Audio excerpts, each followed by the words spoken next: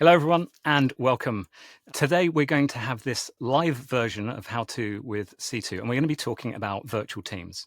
Particularly today, we're going to talk about how to succeed with a remote or a hybrid workforce. We're going to cover the culture, the communication, technology, and processes that you need to succeed from people that are experts in this field. I'm Mark Ridley. I'm one of the co-founders of Seeto, and I'm joined today by a fantastic set of panelists, including my co-founder and managing director of Seeto, Lorraine Hamilton. We're also joined by two fantastic companies, friends of Seeto, Boundless and The Future Kind, who are joining us today as well. Emily Castles is the Chief Product and Technology Officer of Boundless, and Natalie Pierce is the co-founder of The Future Kind. We're also joined by world-renowned expert in Teams and communication, Dr. Andrew McLaren, and also my co-host on the Teamcraft podcast. So in just one moment, I'm going to hand over to our panelists to introduce themselves. I think I'm going to go in reverse alphabetical order. So I think that makes it Natalie. So you weren't expecting this. So Natalie, I think you get to go first. Can you just give us a very brief intro to you, and then we're going to move on to Lorraine? Yes, I really had to think there about the reverse alphabetical. So my name is Natalie Pierce. I specialise in all things kind of people and culture and future of work. A bit of background about me. I'm a customer experience product designer / service designer turned culture designer. So now I help startups and scale ups build really amazing employee experiences that are effective, scalable, and joyful. And I also do a lot of facilitation, helping leadership teams build high performing cultures. And outside of that, I love to hang out with my dog and do comedy improv. That's amazing. We have to hear more about the comedy improv at some point. Lorraine, I mean, you've got the dog handled. I don't know if you do comedy improv, but maybe you can introduce yourself as well. Yeah, sure. So I'm Lorraine Hamilton. So I co-founded Seeto with Mark. I have 15 years experience in IT support and IT operations. So building out the teams, looking after the tech inside the business. Typically that might be known as workplace tech. I have two dogs. I might need to introduce one at some point because she is quite sassy in the background. So hopefully she's settled down now, but if she carries on, I will introduce her as well. So I am, all about the dogs as well, Natalie. So maybe not so much comedy improv, but maybe I could do that on this call today. One of the perils of working remotely and certainly working at home is definitely the cat and the dog addition to these calls. Emily, I think you're up next. I'm Emily Castles. I'm Chief Product and Technology Officer at Boundless. I am an engineer through and through since the very early days. I'm a civil engineer originally, and then at some point in my 20s, I realized that I wanted to release a little bit of location flexibility in terms of how I worked. And I went back to college and I did a computer science master's. And since then, I've been working in startups and tech. And obviously now in remote working is kind of like something that I feel quite passionately about. And as a result, actually, I live in France. So even though my company is headquartered in Ireland, I'm located in France in a ski resort called Chamonix. So it's snowing outside my window. Beautiful. And absolutely one of the big perks of having a fully remote team, which we'll hear a lot about. Thank you so much. Try to take advantage of it. Absolutely. Thank you for taking the time to spend with us. And finally, that leaves us with you, Andrew, as the A in the room, reverse alphabetically. Can you do your intro, please?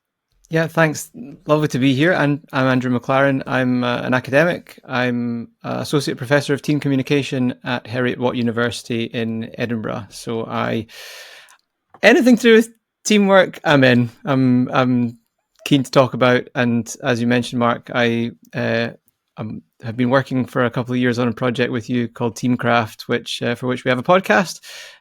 So yeah, delighted to be here. Thank you so much. And so we've got hopefully all of the elements covered, and some of the panelists haven't actually spoken to each other, but in the prep for this, I was really amazed by just some of the overlap between the background and the insights and actually the focus of the panelists as they were talking. So I think there's going to be a lot of alignment.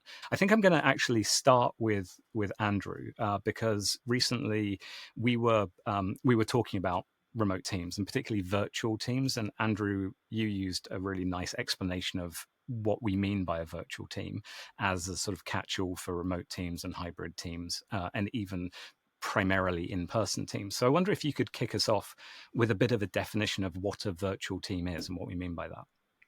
Yes. So I think the first place to start with this is, I think it's helpful to think of it as a kind of spectrum, as opposed to being very siloed about it or being very rigid about definitions.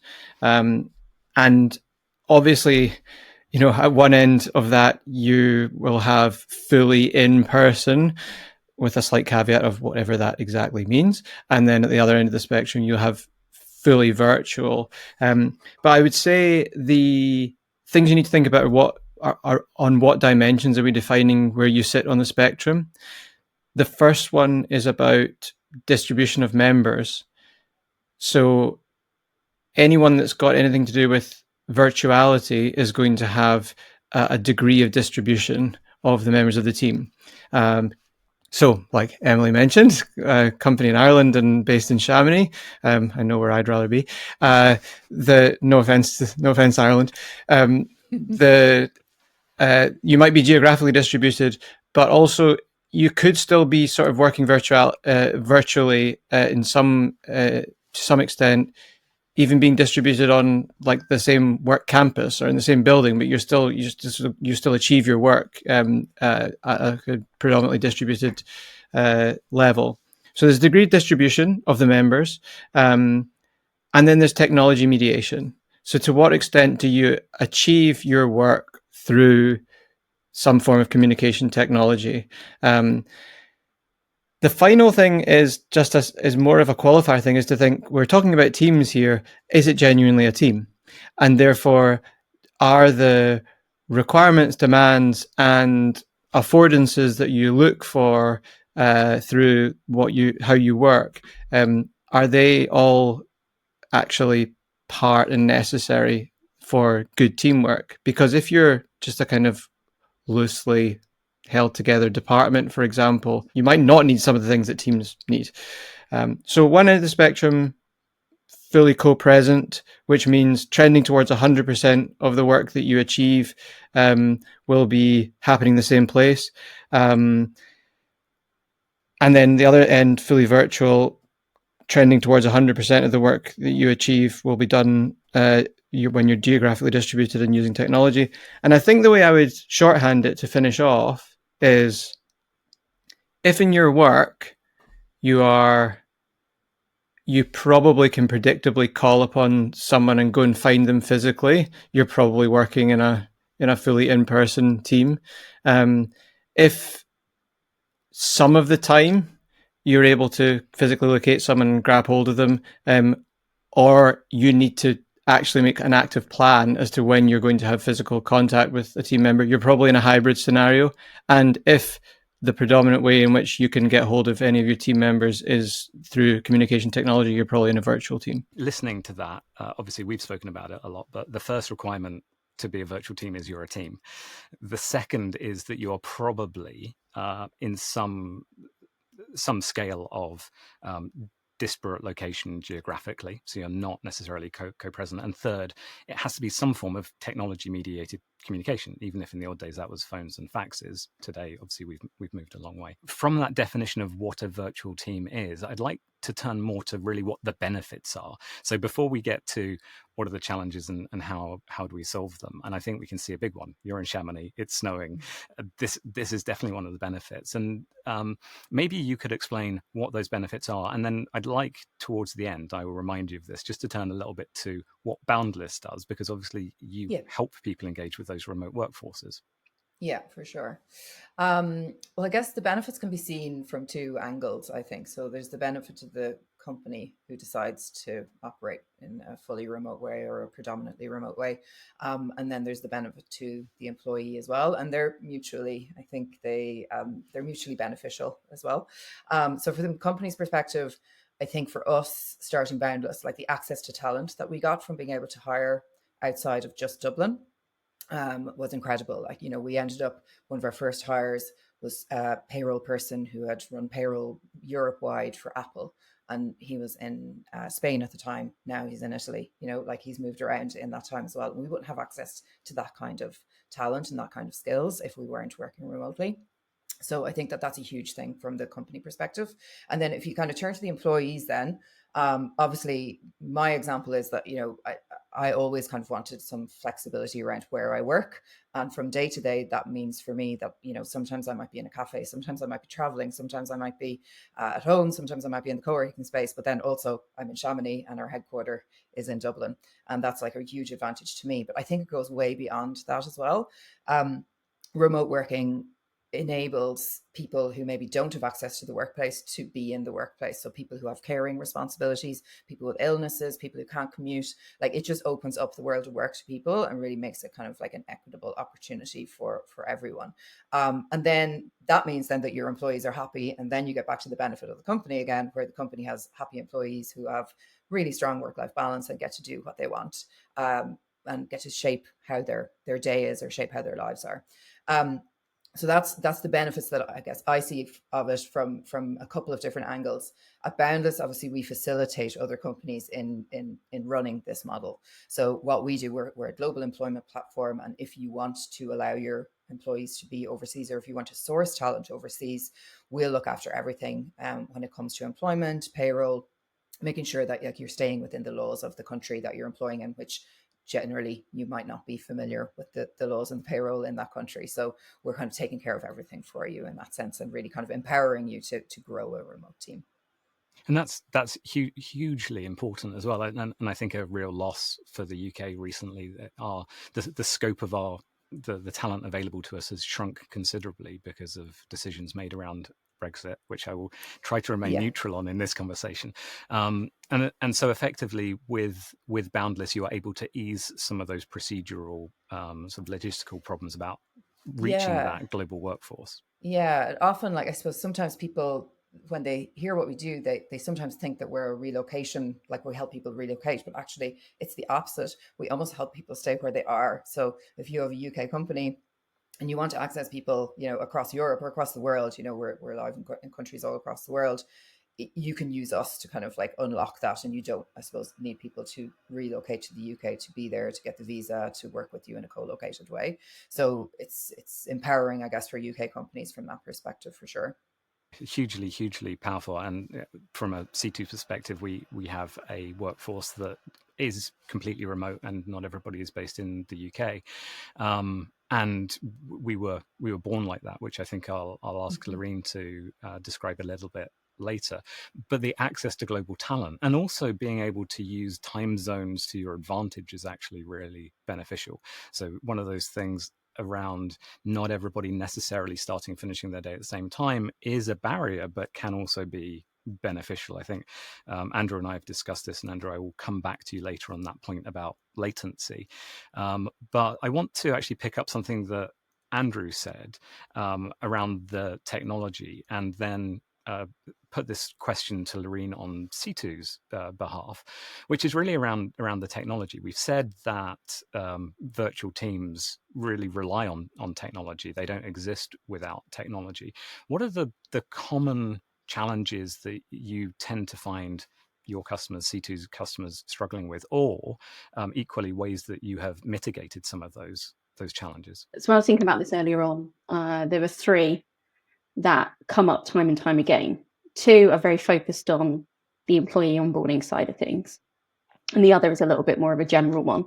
But I'll start with the employee onboarding. So one of the challenges is ensuring that the tech is ready on day one when somebody starts. And I guess when you're remote, you rely heavily on the tech. There is two parts to that.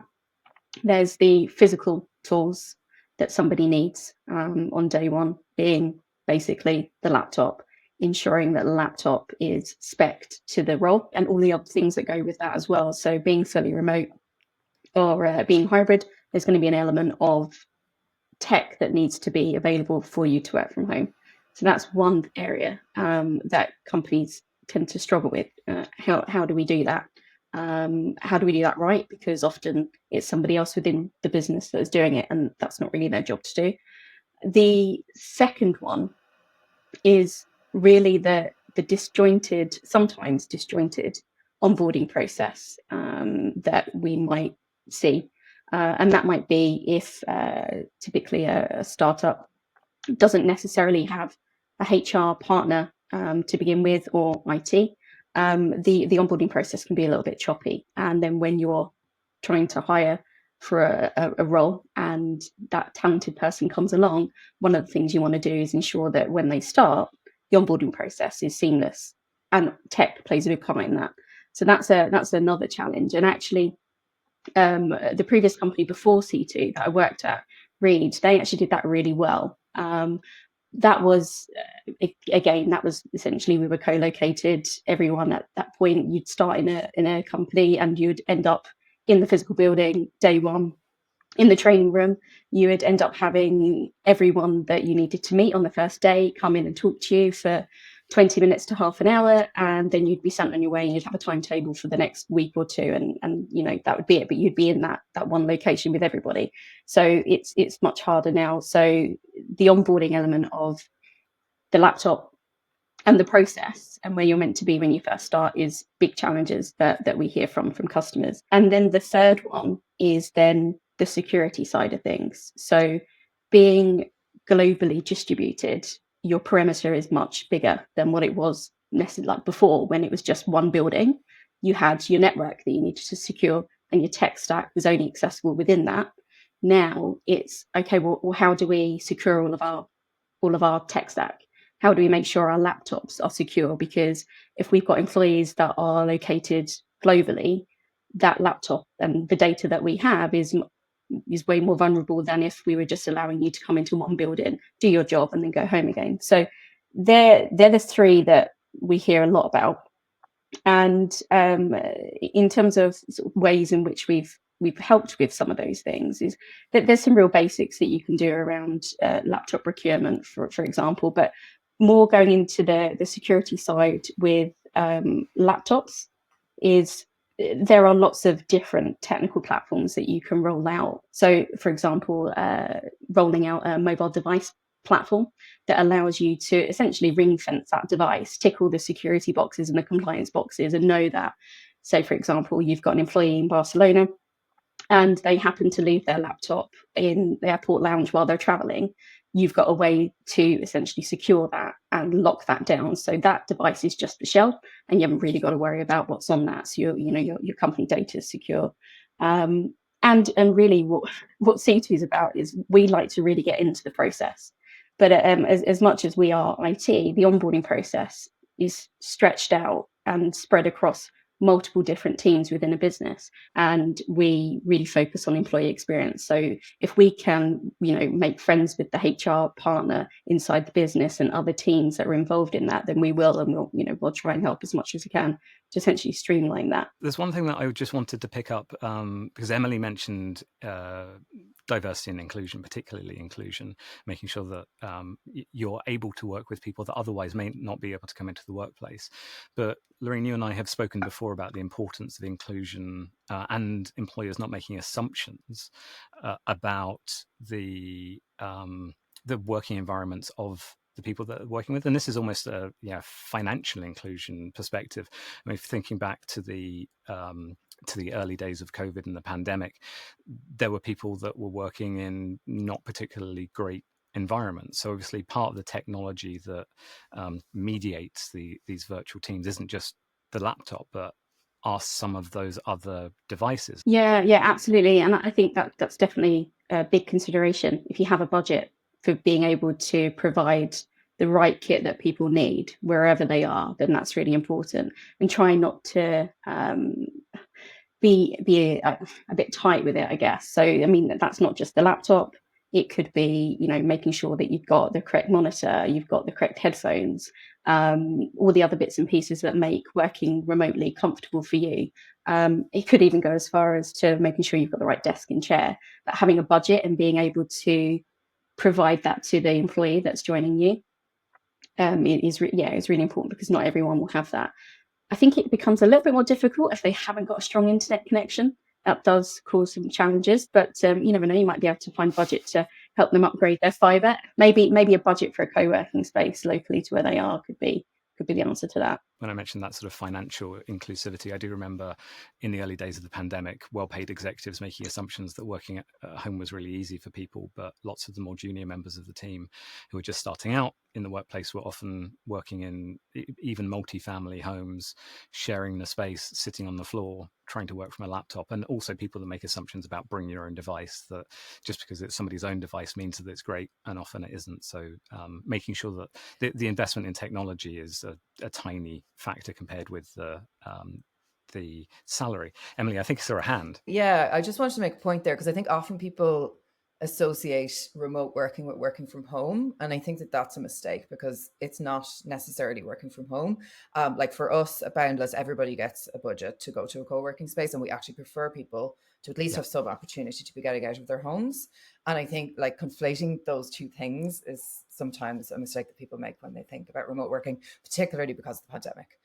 This existed before the pandemic, and the whole kind of co-working space model, etc., has been there, but we've been boosted a little bit by those patterns that came out of the pandemic. But for me, I don't want to work from home. Like working from home means that you're in the same space all of the time. It feels really unhealthy. It doesn't feel good for my mental health. And we kind of try to encourage in the team that people get out as well. So I think the terminology sometimes is kind of like misunderstood, or like you might think one thing when you mean another. And actually, I think that will segue quite nicely maybe into Natalie about the importance of bringing people together. So whether it is people sharing co-working spaces and giving them that opportunity, and I'm particularly thinking that with you and the types of services that you provide in designing the culture and the processes, and as you describe it, the operating system for businesses, I'm sure that part of that is thinking about how people do come together. Is that something that you feel particularly strongly about? How would you advise that people structure the opportunities to bring people together, even if they are fully remote? Yes. Well, in a similar way to Emily just said, remote doesn't mean working from home. Remote also doesn't mean that you never come together. I think that's another kind of misconception. I think sometimes when people hear fully remote, they're like, I am never going to see a person in person. And I don't think that's, well, A, that's not the reality. And B, I don't think that's what many of us want when we talk about remote working. We want like flexibility and autonomy and a sense of freedom. But that doesn't mean that we're willing to compromise on connection. And I think that all great teams, all great cultures are built upon trust, which is built through connection and belonging. And so I think that when we're designing remote first teams and we're looking at what we're going to invest in and budgets and things like that, it's so important to consider and plan for coming together physically, whether that's quarterly, or maybe it's a big get together once a year, or maybe there's smaller moments of bringing functional teams together.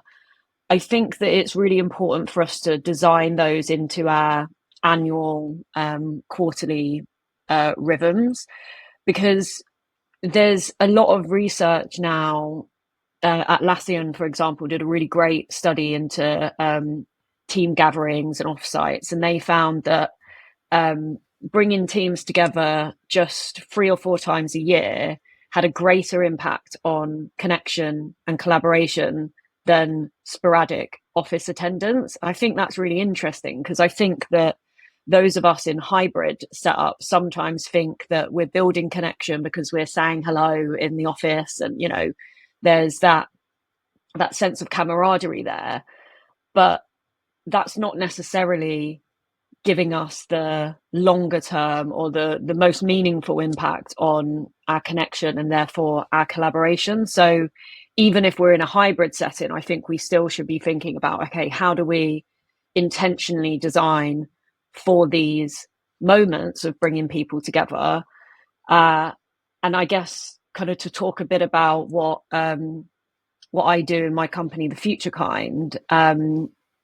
So we look across, teams' ways of working. So you mentioned there the company operating system. That's what we describe culture as, because sometimes culture can feel a bit intangible, like a bit fluffy, but really what we're talking about in our work is how do we design ways of working that helps us to be successful and to thrive as a team. And so we really like the language of like a company operating system behind the scenes that's helping us deliver this amazing customer experience.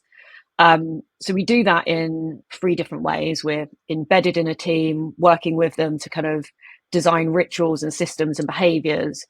But we also do that through offsites and company retreats and these kind of learning interventions.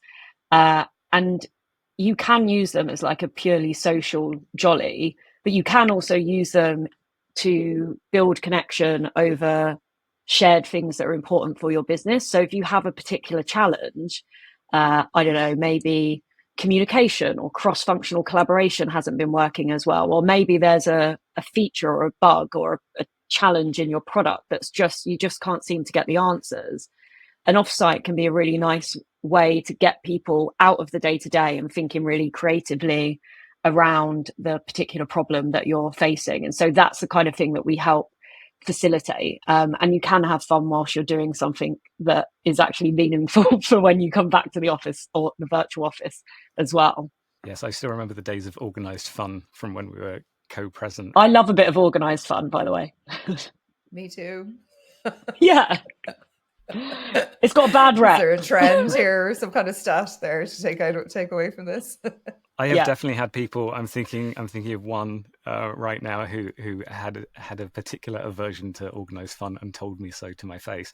And actually, I know that both Boundless and Seeto have had their December or Christmas holidays get-togethers recently. So I'm going to come back and ask that question.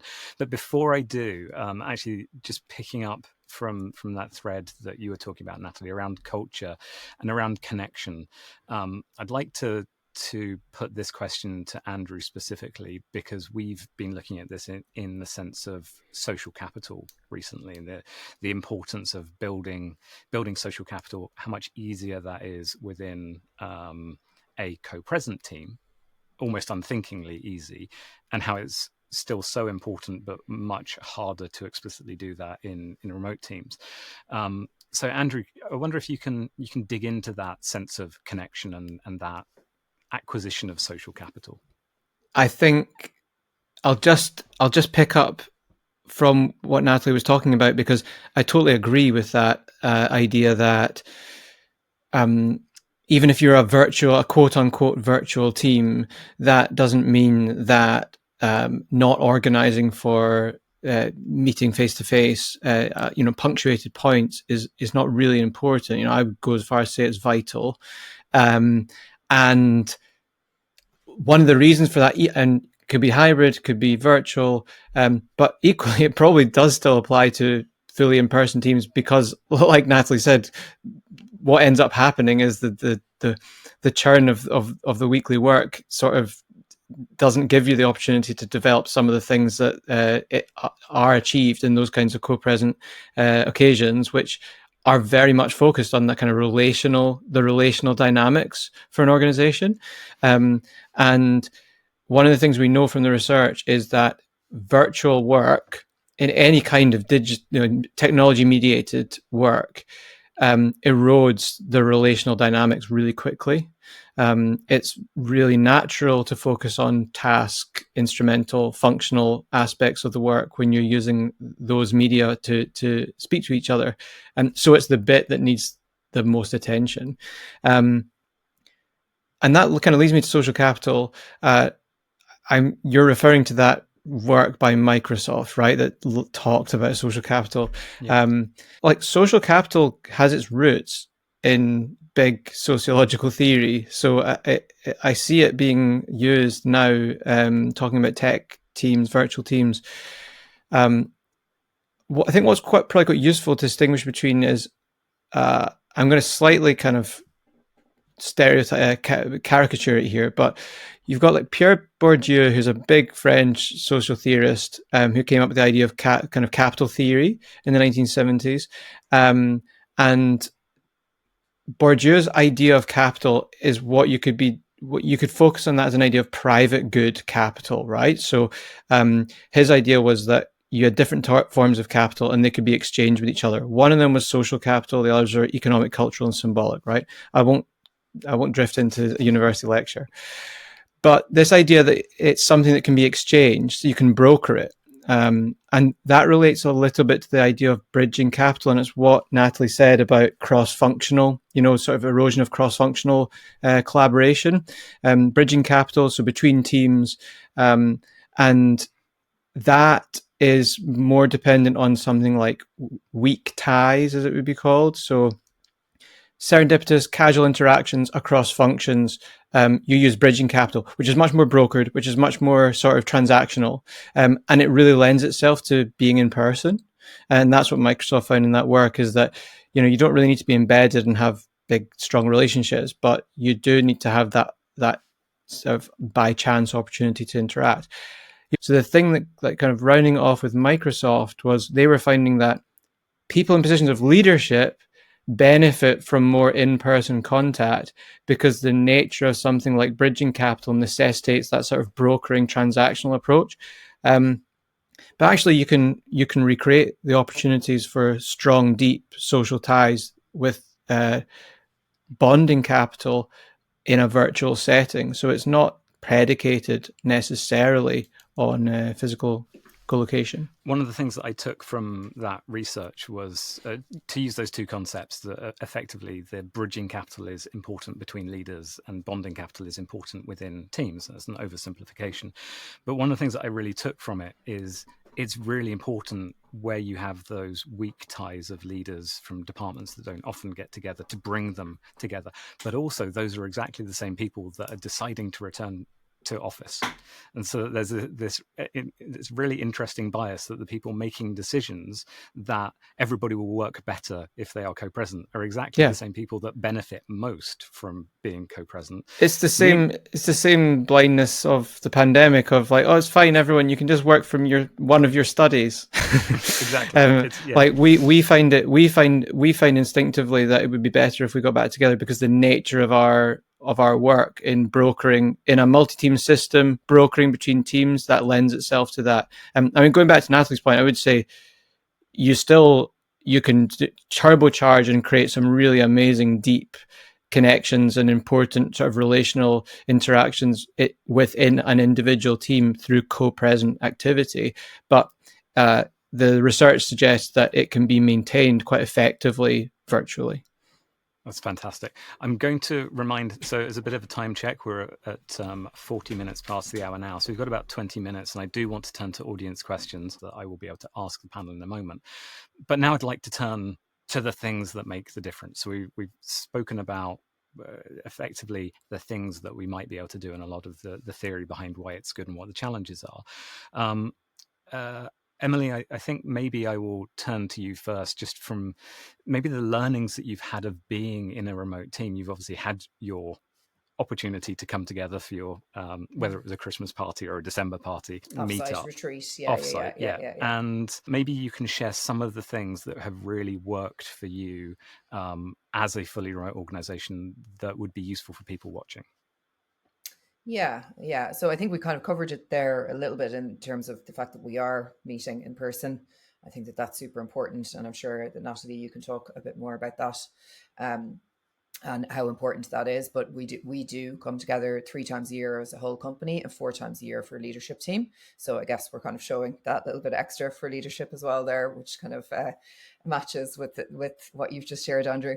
I think other things that just come to mind are around communication, online communication, being really purposeful and over communicating in a way that feels uncomfortable is something that I kind of have learned, I suppose, over the years, that like you think that you've sent a message or you think that you've communicated a message to a group, but people need to hear things over and over again. And I'm sure that that's not unique to remote teams, but I guess our medium is Slack or Teams or whatever it is, and that's where those messages are going out. So really over communicating and checking that people really understand when you're kind of like trying to, whether it's change direction or really, get a message across to people. And it's like overdoing everything. It feels so. It's like over communicating those kinds of messages, but also like over celebrating. Like you should feel uncomfortable, about like cheering for people, like, because you don't get that point where you meet somebody and go, God, that was really good, you did a great job in that meeting, whatever. It's like, you kind of need prompts to do that. And then finally, I'll say like being purposeful about those things. So being super intentional and like creating touch points within your systems, whatever that is, like some kind of process that means that you are forced to do those things because you're not going to remember to do them. And I think being intentional and purposeful when it comes to remote working, you have to do that from the beginning. Bigger companies have to do it anyway because they're managing huge numbers. As a remote team, you have to do that from the beginning, and it makes you really, really strong as a company as a result. So it's like all upside, in my opinion. So yeah. Natalie, maybe I can ask you about the experience that you get, but potentially within your own business, but maybe within the customers that you work with. And obviously, don't give away all the secrets, because hopefully people will reach out to you for help with this. But what are the types of things that you tend to find yourself recommending to the teams where you go and help design this operating system? Well, first of all, I agree with everything that Emily said. I was nodding so vigorously whilst she was speaking there. I think the key thing is about being intentional. And not leaving things to chance is incredibly important. And I think that something that I'm incredibly passionate about is the idea that whether you are a fully remote company or a hybrid company, or maybe you're even a bit more in the office, I think there's value in any company considering how they would work in a fully remote way. So how would they build a remote first culture? Because that is going to mean that you over communicate and you document and you knowledge share. And it also means that you're more likely to be more inclusive and accessible as you kind of scale and grow as well. And what I mean by that is in remote first cultures, you really have to think about clarity and be really intentional about clarity. So setting really clear expectations, being really clear on how decisions are made, and like actually defining that through, like what happens if this person or these people aren't available, what's the next step, how do we avoid these bottlenecks? And then clarity around communication channels and avoiding the kind of classic scenario that we used to see in offices where, like, if you were in the right place at the right time, you were involved in a decision and you were aware of the outcome. And if you weren't, then you found out about it later down the line. That's not great for any culture, but it's very damaging in a remote culture as well, because it kind of, people don't know where they stand. So I think that clarity point is incredibly important. And that's one of the big areas that we focus on with our teams, because if you get that right, the expectations and the communication channels, it actually makes a lot of other things much more easier. I guess beneath clarity, I would be looking at how do we build connection and therefore trust within our teams. So trust that people can do the work that they need to do and that they have the tools and the systems to be able to do that. And then how are we building connection, both from like a big tradition point of view, so like the offsites, bringing everyone together, but also how are we building connection from a micro level?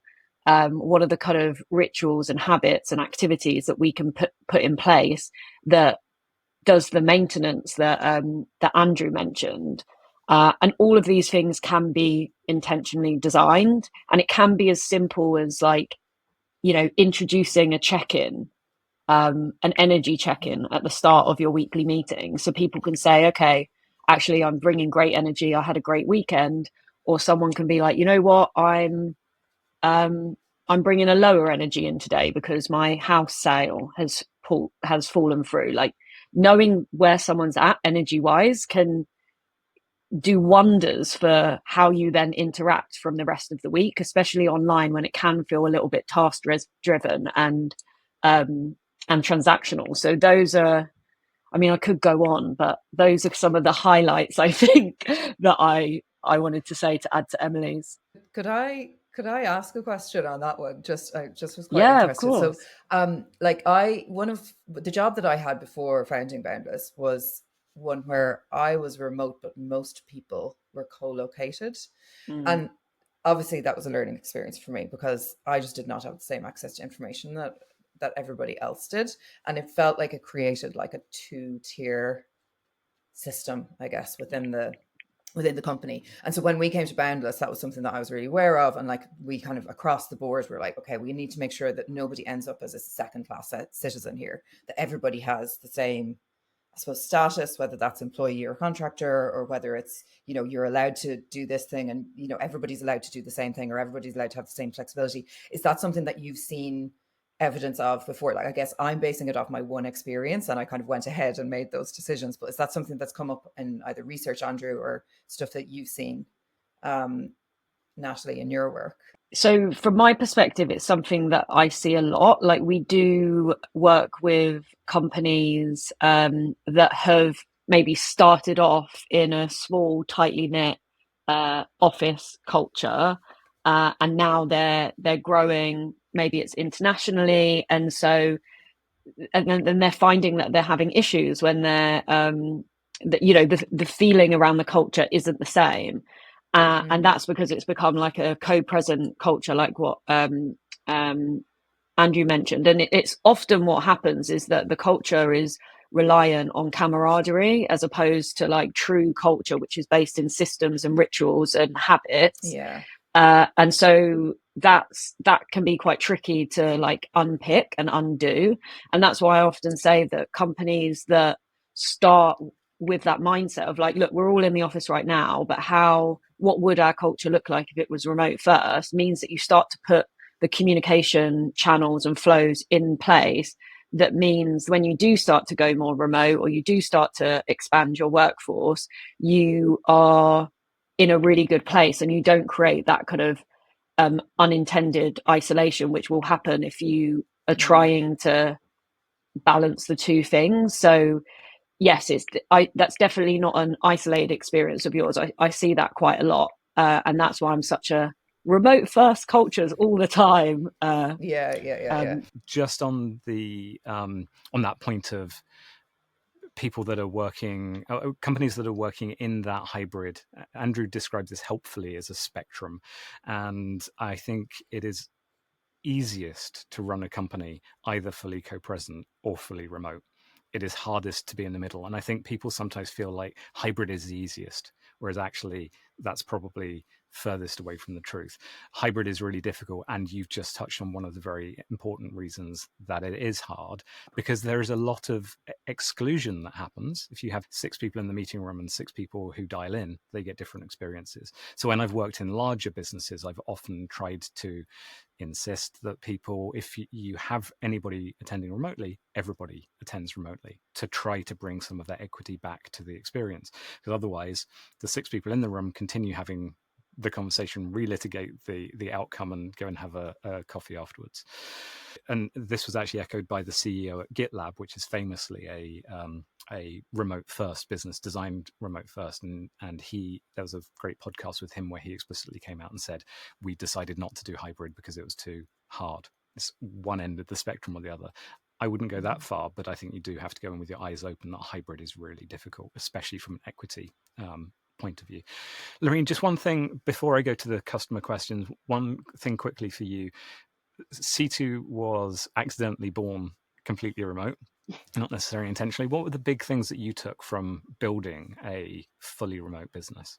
Going back to some of the things that Emily and Natalie, you said, I think, well, I can tell you the things that didn't go so well and then what we learned from them. I think certainly communication was one, and context. You miss a lot of the context when you are on a call or writing instructions in a Slack message and you're not being intentional with what you're saying. But I think what we say a lot is just design the processes first for being remote, and then document them, and make sure that the knowledge base is there, because again, you are all you are all remote in different locations, and it could just be something really, really simple.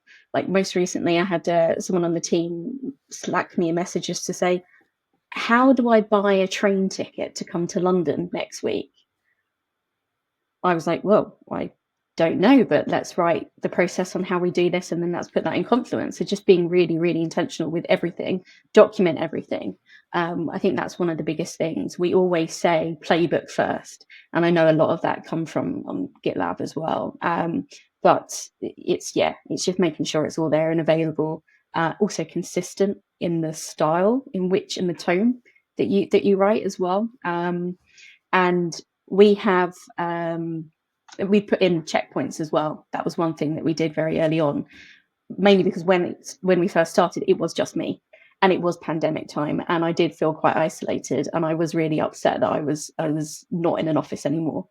Got used to it very, very quickly, but having certain checkpoints in and understanding why you're going to that meeting. So for example, on Wednesdays we have team time. It's 40 minutes and it's for us to just catch up. Another one that we put in recently was actually our favorite, is the kitchen.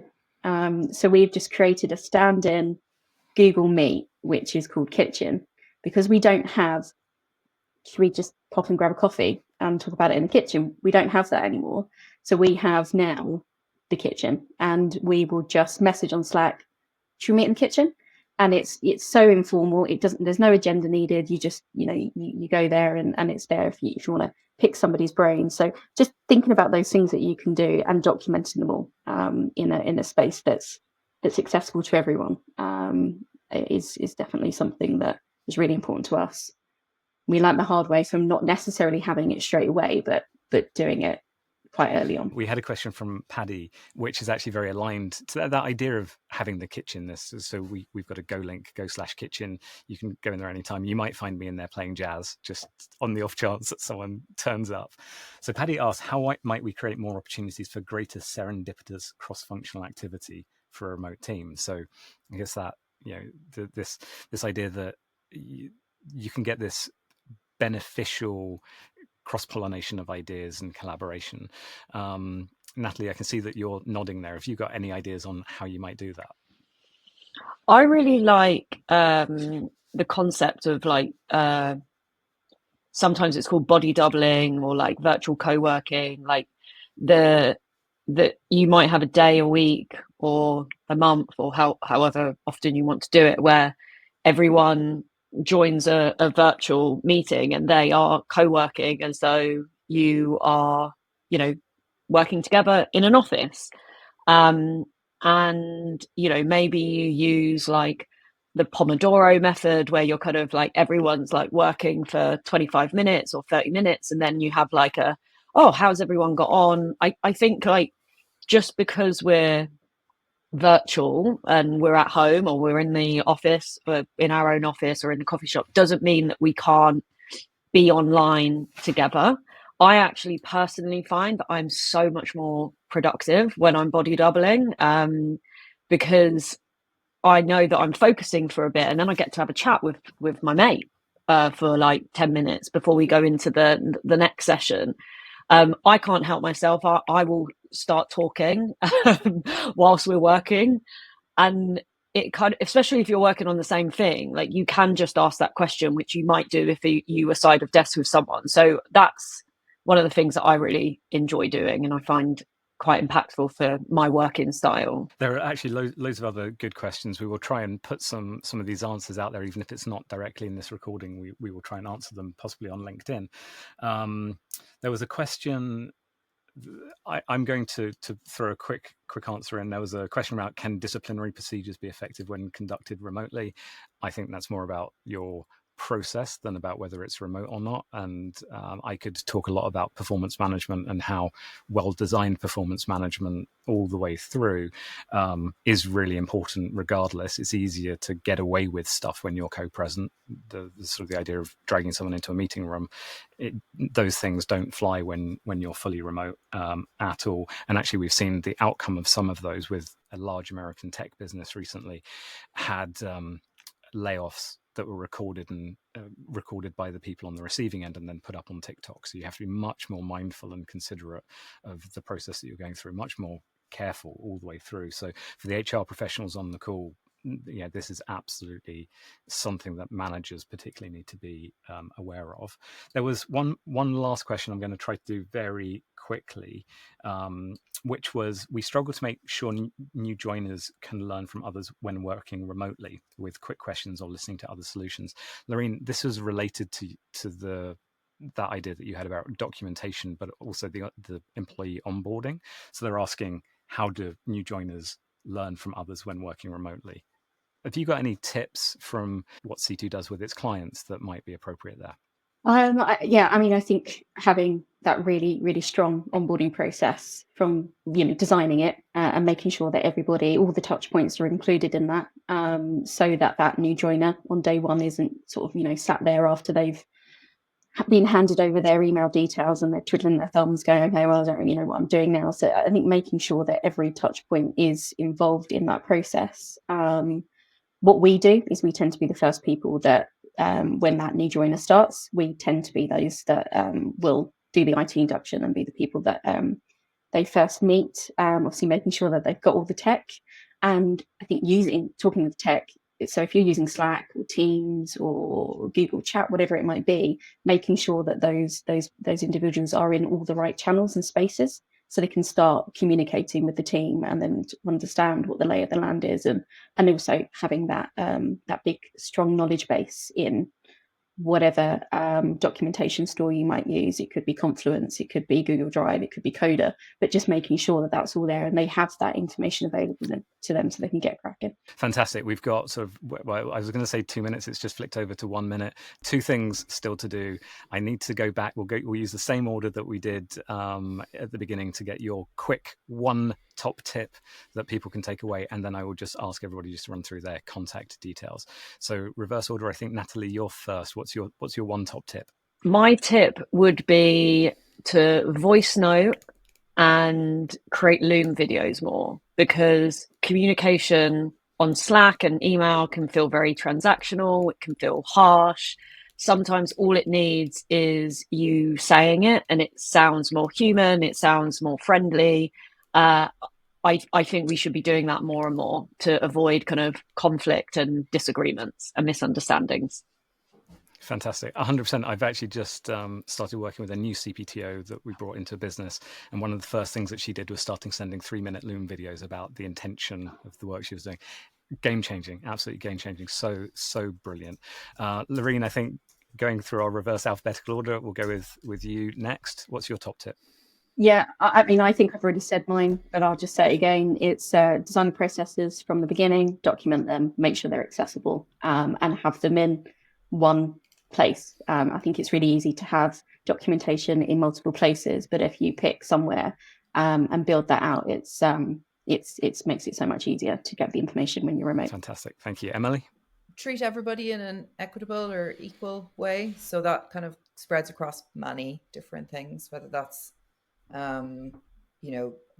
flexible working terms or policies around, we're getting into the big stuff, but like maternity policies, paternity policies, or where you're allowed to work or when you're allowed to work from other places, that kind of thing. I think everybody should have access to the same benefits, I guess, no matter where they are and no matter how they're engaged with the company. Fantastic. And Andrew? Well, I'll start by saying communication is everything. Communication constitutes teamwork from my research perspective. So without communication, you don't have anything. So as has been said, be deliberate about that, be purposeful about it. And kind of at a more philosophical level about what are you doing around virtual teams, hybrid teams, I'd say think of all of it as cultural, not operational. So you're thinking about what norms do you want to protect? What norms do you want to embed? Because a lot of the debate becomes around sort of performance. But all of it's a trade-off. Everything will be specific and unique to your organization. So there's no best way. And on that basis, be willing to experiment, because like all culture, you'll eventually settle on something rather than necessarily explicitly decide it. And if you've arrived there by being purposeful, then it'll work. Thank you so much. I'm just going to finish a huge thank you to the audience as well for listening. I'm going to just very quickly allow our guests, I'm going to pop up some contact information and just invite everybody to let us know how we can contact you, because I think there are other opportunities than just the ones on the screen. Maybe Natalie, how can we get in contact with you? I hang out on LinkedIn a lot, so you can find me there, Natalie Pierce. And we also have a newsletter, which you can get on our website with lots of frameworks and tips and all of that good stuff. LinkedIn for me as well. So Lorraine Hamilton, and that's where I'll be. And obviously on the web. And you can actually email us at hello@seeto.co.uk as well. Yeah, LinkedIn or that URL that you see for boundlesshq.com, just put Emily at the front of that and you'll find me. Get to my inbox. LinkedIn as well. I'm Dr. Andrew McLaren, spelled MAC on LinkedIn, and you've got the Teamcraft thing on the screen there. So that's our podcast. You can find us on all of the places that you find these things, and YouTube, Teamcraft. Wherever you get your pods. Thank you all so much. Thank you to the panelists. You have all been absolutely fantastic. Thank you to the audience for taking time to spend with us today. It's been wonderful to have you here. We will share some more of those resources and maybe answer some of those questions on LinkedIn in the event page afterwards. To everybody, thank you so much for your time. Have a great holiday, Christmas season, whatever is most appropriate for you in Dublin or France, Chamonix, Scotland, or wherever you are. Thank you all very much. Thanks, Mark. Thanks, Mark. Thanks, everyone. Thank you.